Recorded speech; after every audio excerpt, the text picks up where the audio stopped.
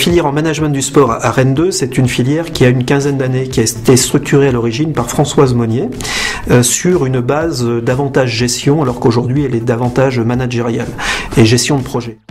L'objectif de la formation est évidemment une formation, nous l'avons pensé en logique verticale, c'est-à-dire que nous avons étudié quelles sont les compétences à donner à nos étudiants de la L2 jusqu'au Master 2. Le Master Management du sport vise à former des cadres de haut niveau dans le domaine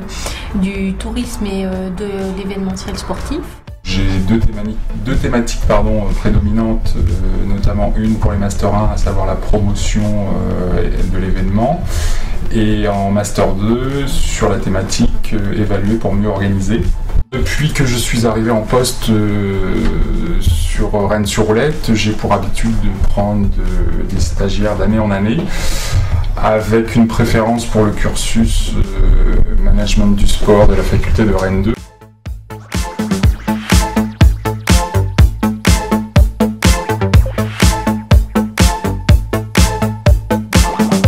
J'interviens au sein de la société 29 SARL, qui est une société qui englobe différentes activités, notamment l'enseignement des sports de glisse à travers le surf, le stand-up paddle. C'est une société qui organise de l'événementiel sportif, donc particulièrement au sein des sports de glisse. Et j'ai eu l'occasion d'intervenir l'an dernier sur le championnat du monde de stand-up paddle.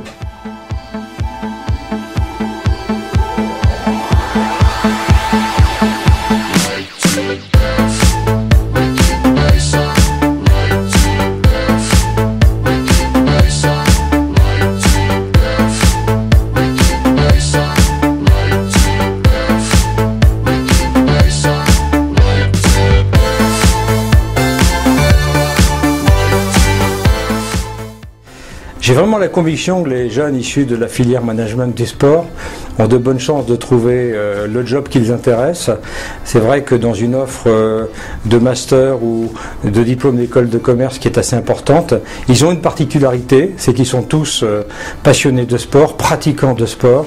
et que dans les futures responsabilités qui seront les leurs comme jeunes cadres, quelle que soit l'entreprise ou l'association où ils travailleront, ils pourront valoriser ces qualités, ces valeurs qui sont le sens de l'effort, la discipline, la rigueur qu'il faut pour s'entraîner, le sens du collectif aussi quand il s'agit de sportifs qui pratiquent des sports collectifs, quelquefois des sports individuels, il faut aussi des valeurs collectives. Donc je pense que ces qualités qui leur sont propres seront un atout pour se différencier des autres dans la recherche de leur futur emploi.